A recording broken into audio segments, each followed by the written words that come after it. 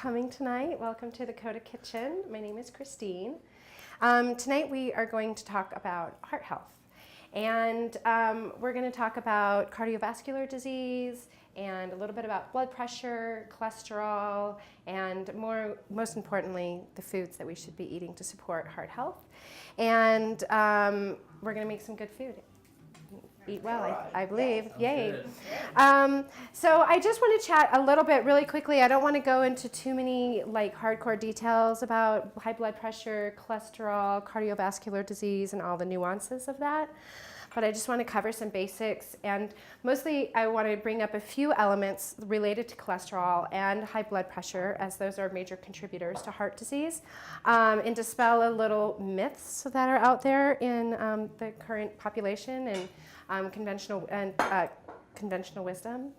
But let me really quickly just go over some of the risk factors for cardiovascular disease, and I think we know all of these, and they actually are risk factors for many other diseases. And that would be poor lifestyle choices, smoking, drinking too much, eating bad food, not getting enough exercise, obesity. Also genetics plays a role, age plays a role, and all of those things. Two other things is a diet high in refined salt, and we're going to talk a lot about salt tonight because that's one of my pet little favorite topics. And also a diet high in what we call, it doesn't sound very pretty, but it's called PUFAs. PUFA, and it stands for polyunsaturated fatty acids. And those are actually known to be inflammatory and contribute a great deal to the inflammatory process. So I'm just going to move on. I want to talk a little bit about cholesterol first. And, you know, I think I'm not a big cholesterol pro or anything, but I think that everyone will agree with me. Does anyone know anyone who has cholesterol problems? Me. Okay, so I think that because there are so many drugs on the market that are heavily marketed for people to lower their cholesterol, and then there's all sorts of food and marketing claims that are made in the processed food industry, like this lowers cholesterol, and this is good for cholesterol, this is bad for cholesterol. It's all about the cholesterol. And what people don't realize is a couple of things. Most importantly, that 5 to 15% of the cholesterol that we have circulating in our body is from outside food sources. The rest of the cholesterol in our body, 85 to 95%, is manufactured by your own liver. So it's sort of interesting to have such controversy about the food that you eat, when in reality it's in a process that takes place inside of your body. And the other part of it too is that we've gotten to, my impression is that we've gotten away from understanding how beneficial cholesterol is. We kind of see it as the bad guy and something that we need to have less of, and don't really fully appreciate the importance of it in terms of our bodily functions. So it's really responsible for cell membrane viscosity and keeping your cell membranes healthy. It's also responsible for, I want to come over here and just make sure I get everything, insulating your nerves, and it's also really important for hormone production. And it is responsible for the creation of DHEA, which gets converted to testosterone and estrogen. So especially as women age, it is very important that we have enough cholesterol, because not having enough cholesterol impacts your estrogen. And so that's not very good. But most importantly, I'm going to circle back around talking about these polyunsaturated fatty acids and how those affect our cholesterol. But the most important thing I think is good to take away from this is that it is an absolute 100% myth that high cholesterol equals heart disease. Plain and simple. You like that?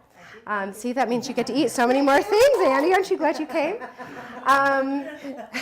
But it's true, and you can go through the medical literature and see that there are just as many people who die of cardiovascular disease that do not have high cholesterol, and there are just as many people who do die of cardiovascular disease that do not have high cholesterol.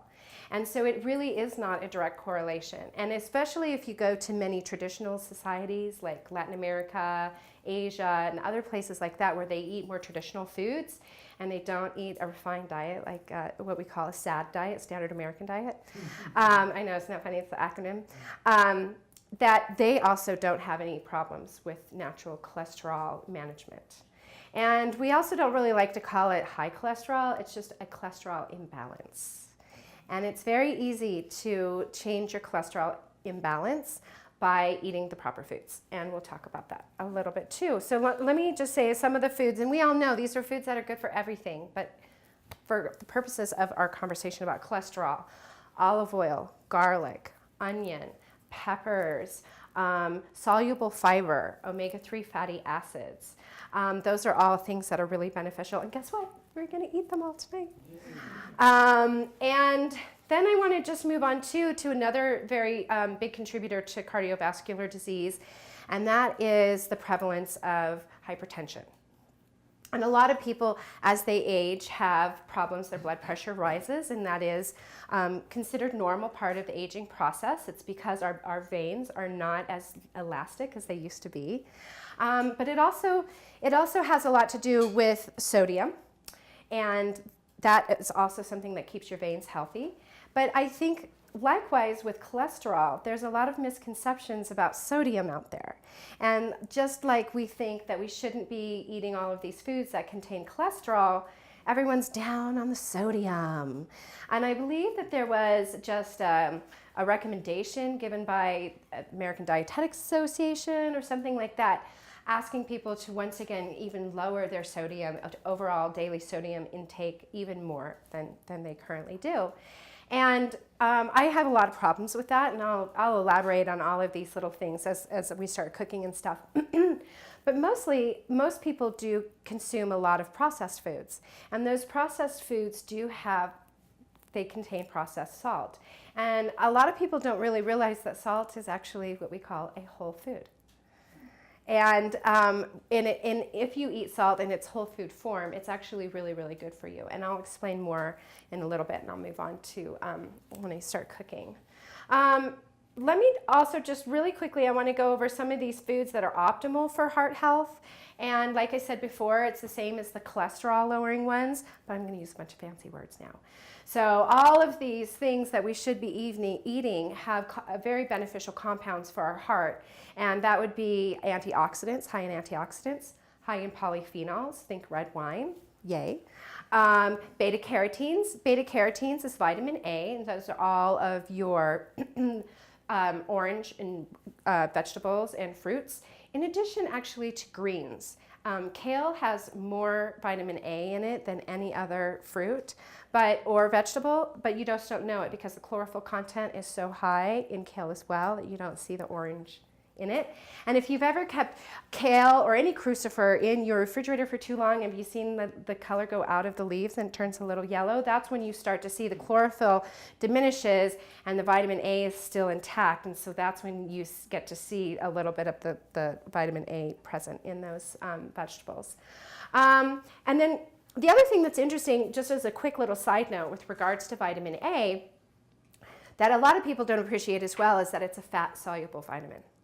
So even though it's contained in all of these vegetables, your body isn't going to absorb that vitamin A unless it's in the presence of fat or oil. You'll just pee it out. You won't absorb it. You won't maintain it.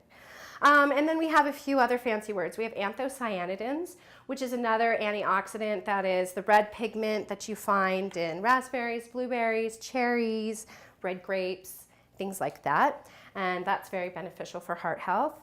And then you have things that are bioflavonoids, which is vitamin C. And that would be citrus, peppers, and most of your crucifers are also really high in vitamin C. One of my favorite facts about vitamin C is we all feel like oranges, of course, right? We've all been led to believe oranges are very high in vitamin C. They are. But one pepper has like twice the amount of vitamin C as an orange. So eat a pepper every day instead of an orange every day. And then the last one is catechins. And catechins are also really, really beneficial for heart health. That's a flavonoid, and you find that typically in green tea. So everybody's talking about green tea, and it is the catechins in it that are responsible for a healthy heart.